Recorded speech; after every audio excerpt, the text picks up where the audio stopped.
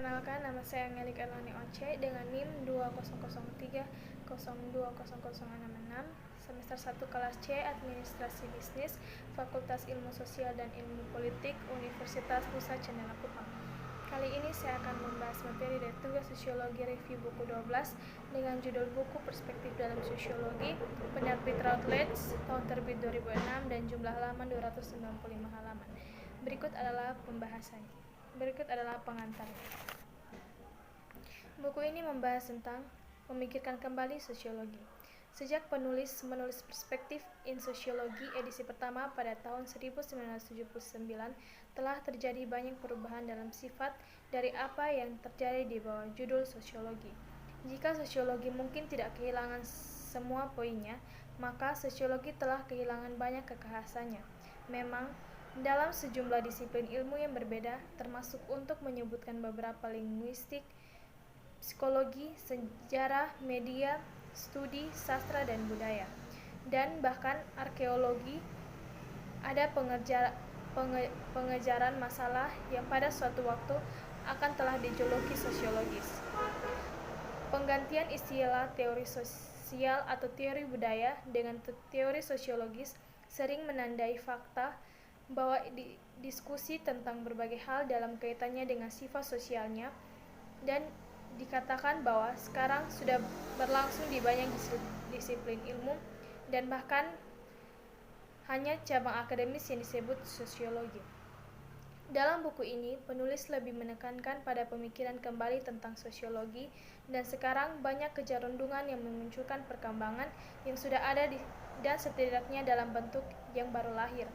Dalam bagian 5 buku ini, penulis berhenti sejenak dan meninjau perlakuan penulis terhadap teori sosiologis dan para teorisnya dalam konteks sejarah dan politik dengan referensi khusus pada kebangkitan dan perluasan sosiologi Inggris yang pesat. Penulis melakukan pemeriksaan akhir terhadap teori sosial dengan membahas bagaimana penulis mengatasi 3 bidang minat abadi dan bahkan yang berkembang dalam masyarakat modern, berupa gender, seksualitas, dan etnis. Dalam buku ini terdapat 5 bagian yang masing-masing memiliki sebabnya masing-masing. Bagian 1 membahas tentang pendapat Karl Marx, Max Weber, dan Emile Durkheim. Bagian 2 membahas tentang konsumen dan konflik, interaksi simbolik, dan etnoteomologi. Bagian 3 membahas Marxisme Barat dan strukturalisme. Bagian 4 membahas poststrukturalisme, mengabaikan akal, Mikhail Kait, poststrukturalisme dan postmodernitas, dan kembali ke sosiologi yaitu teoritiskim dan sistematis. Bagian 5 membahas tentang dari kelas ke budaya yaitu sketsa sejarah, sosiologi, emansipatoris, feminisme, teori queer, dan teori postkolonial. Dan untuk lebih lanjut, berikut adalah pembahasannya. Bagian 1 dimulai dari pendapat Karl Marx. Dikatakan bahwa pengaruh ide-ide Marx dalam teori sosial sangat besar, tidak hanya pada kaum. Ia telah membentuk pemikiran sosial tentang isu-isu yang menentukan dalam teori kontemporer yang sebagian besar berasal dari Marxian. Maka dari itu, penulis mengatakan bahwa Marx adalah humanis karena dia dipahami telah mewarisi ide-ide Hegelian. Manusia adalah pusat sejarah dan sejarah adalah kisah perkembangan sifat esensial mereka, yaitu pikiran dalam kasus Hegel, kapasitas kerja kreatif di Marx. Penulis juga mengatakan bahwa Marx mengusulkan bahwa bentuk yang diambil oleh lembaga-lembaga sosial dan kehidupan intelektual suatu masyarakat secara pasti dibentuk oleh lembaga-lembaga ekonominya, sebuah proposal yang pada saat dia membuatnya sangat radikal dan drastik. 1,5 abad kemudian, hal itu telah menjadi lumrah dan dianggap sangat luas, dan biasanya tanpa pengakuan apapun tentang Marx. Penulis telah banyak berbicara tentang eksposisi pemikiran Marx, tentang tulisan-tulisan terakhirnya, terutama karya terbesarnya Kapital yang lebih banyak membahas ekonomi teknis daripada karya-karyanya sebelumnya. Ini bukan untuk mengatakan logika yang mendasari tulisan-tulisan itu tidak dapat diserap karena skema di atas, karena pembacaan Hegel dapat mencakup tulisan-tulisan dari semua fase karir Marx. Dikatakan bahwa tema ini untuk dilihat di setiap fase sejarah adalah bahwa masyarakat mewujudkan kontradiksi yang dominan dan ia dibentuk di sekitar oposisi sentral yang menentukan semua aspek lain dari keberadaannya. Kontradiksi seperti ini dapat ditemukan dalam suksesi setiap tahap sejarah. Karena tahap masyarakat berikutnya mengambil perkembangan lebih lanjut dari sifat spesies manusia yang terungkap. Adapun dari Max Weber, diketahui bahwa sosiologi Weber lebih dekat dengan Marx daripada Durkheim, yang terdiri dari kritik terhadap apa yang disebut Marxisme vulgar, yaitu gagasan bahwa kehidupan sosial, termasuk budaya, adalah fungsi sederhana dari struktur ekonomi. Weber menganggap Marx sebagai seorang Marxis yang vulgar dan dapat dimaklumi, mengingat tidak tersedianya tulisan-tulisan awal Marx yang secara tegas bertentangan dengan bacaan vulgar semacam itu. Dalam beberapa tahun terakhir, ada perdebatan tentang apakah karya hidup Weber benar-benar satu kesatuan dan jika demikian, apa tema pemersatu. Adapun menurut Emile Durkheim, diketahui bahwa reputasi Durkheim juga telah mengalami kesulitan, meskipun dalam kasusnya penurunan itu terjadi jauh lebih awal dan sekarang ada tanda-tanda pemulihan. Dengan meningkatnya popularitas poststrukturalisme, ada gerakan untuk meninjau kembali pemikirannya. Meski begitu, pengaruh Durkheim dalam sosiologi kontemporer jauh lebih sedikit daripada 40 tahun yang lalu. Segera setelah periode Perang Dunia Kedua, tampaknya pengaruh Durkheim lebih besar dan lebih bertahan dalam sosiologi daripada pengaruh Marx atau Weber. Alasan utamanya adalah keunggulan dalam sosiologi Anglo-Amerika, kemudian skema teoritas Talcott-Persson yang dipahami sebagai teori konsensus dan oleh karena itu lebih banyak berhutang kepada Durkheim daripada dua pendiri besar lainnya. Bagian kedua dimulai dari pembahasan tentang konsensus dan konflik. Dikatakan dalam bab ini bahwa Persson juga akrab dengan karya Marx dan bahkan bersimpati pada beberapa pandangannya. Adapun argumen Hobbes adalah manusia adalah makhluk egois yang hidup dengan kepuasan yang langka. Setiap individu memiliki keinginan dan berusaha untuk memuaskan mereka sebanyak mungkin dalam mencari cara secara efisien untuk mendapatkan apa yang mereka inginkan.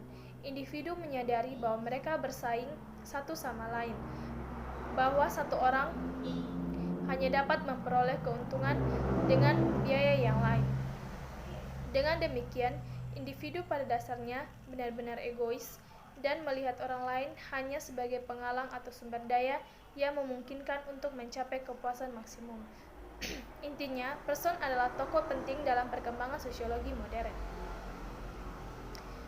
Adapun pembahasan tentang interaksi simbolik, dikatakan bahwa masa kejayaan interaksionisme simbolik terjadi pada 1950-an dan 1960-an, ketika pemikiran dan karya perintis Blumer dan Hugler diterapkan dengan cara yang sangat kreatif dan imajinatif oleh banyak peneliti, termasuk Goffman, Becker, dan Strauss.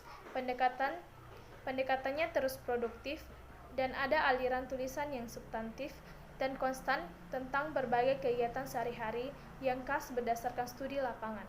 Namun, ini sebagian besar dilakukan di bawah naungan pendekatan umum dan terdefinisi dengan baik. Intinya, interaksi simbolik terus dipraktikkan dan dapat produktif dalam penyelidikan penelitian, tetapi telah menjadi terpinggirkan relatif terhadap arus utama pemikiran sosiologi. Dikreditkan karena memberikan kontribusi penting untuk relativasi pemikiran sosial, terutama melalui ide-ide teori perbedaan. Itu tidak kurang telah dianggap oleh relativisme poststrukturis dan postmodernis yang lebih drastis dan mencakup semua.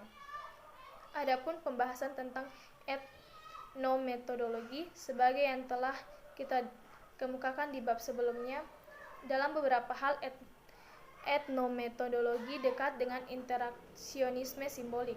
Namun dalam hal ini dan umumnya lebih penting hal itu sangat jauh. Ini tentu saja berasal dari sumber yang berbeda, yaitu langsung dari filsafat Eropa dan terutama dari aplikasi fenomenologi. Alfred Sussan, ayah Van Husserl, ke masalah ilmu sosial. Titik awal untuk studi etnometodologi adalah tulisan-tulisan Schutz, karena dalam hal-hal utama etnometodologi tidak lebih dari bekerja dari implikasi argumen Schutz. Diketahui bahwa secara sepintas lalu etnometodologis tampaknya mirip dengan interaksionisme simbolik. Lagi pula, interaksionisme simbolik menunjukkan bahwa perhatian pada definisi situasi dan gagasan untuk memeriksa bagaimana orang mendefinisikan situasi mungkin tampak hampir identik dengan konsepsi yang kita temukan sekarang. Bagian 3 dimulai tentang pembahasan dari Maximus Barat. Pada bagian ini akan ada pembahasan yang berurusan dengan kecerdasan para ahli teori untuk memberikan jawaban atas pertanyaan Marxis. Jelasnya, tidak ada revolusi yang terjadi dan tidak terjadi dalam masyarakat kapitalisme. Juga tidak terjadi revolusi pekerjaan. Adapun Weber berpendapat tidak ada alasan untuk mengharapkan revolusi seperti itu. Perubahan revolusioner tidak dapat dikesampingkan, tetapi seperti yang ditunjukkan, transformasi kelas menjadi kekuatan politik yang terorganisir. Maximus Barat dimulai dengan karya Georg Lukács pada tahun 1885–1971. Seorang filsuf dan kritikus sejarah Hongaria. Sastra Hongaria pada awal 1920-an ini melibatkan pergeseran minat yang mencolok terhadap analisis fenomena budaya seperti sastra, seni, dan musik, dan kontras dengan analisis ekonomi yang sangat teknis yang mengisi karya Marx. Adapun pembahasan tentang strukturalisme berasal dari sebagai model untuk analisis sosial dan budaya, berdasarkan apa yang sampai tahun 1950-an merupakan salah satu rangkaian paling sukses dalam linguistik. Nyatanya, linguistik struktural sendiri dalam hal-hal tertentu dianggap sebagai yang paling berhasil dari ilmu manusia dan ilmu sosial. Bagian 4 dimulai dengan pembahasan tentang poststrukturalisme, mengabaikan alasan. Diketahui bahwa dalam bab ini dan selanjutnya, kritikus poststrukturalisme sering memperingatkan bahwa penerimaannya dikaitkan dengan penolakan kepercayaan pada sains dan keunggulan peradaban kita yang berbasis ilmiah dan didukung teknologi. Mereka berpendapat bahwa gagasan seperti itu mengancam untuk melepaskan kekuatan irisionisme yang akan mempercepat akhir peradaban seperti yang kita kenal. Adapun menurut Mikhail Foucault, kritikus poststrukturalisme sering memperingatkan bahwa penerimaannya dikaitkan dengan penolakan kepercayaan pada sains dan keunggulan peradaban kita yang berbasis ilmiah dan didukung teknologi. Mereka berpendapat bahwa gagasan seperti itu mengancam dan keunggulan peradaban kita yang berbasis ilmiah dan didukung teknologi. Pembahasan selanjutnya itu tentang poststrukturalisme dan postmodernitas. Karya yang telah kita ulas dalam bab ini seringkali bercirikan nihilistik, artinya menolak semua kepercayaan dan nilai yang sudah mapan. Keyakinan yang telah lama mapan dan tertanam kuat yang diwariskan oleh pencerahan pasti terbuka untuk diberhentikan.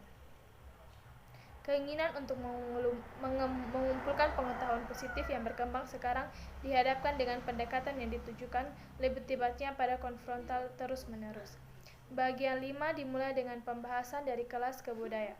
Sketsa sejarah. Dikatakan bahwa secara keseluruhan, meskipun tidak diterima secara universal, adalah bahwa prasyarat sosial dari pemikiran modern sedang hancur dan bahwa struktur buatan dari pemikiran modern menjadi semakin jelas.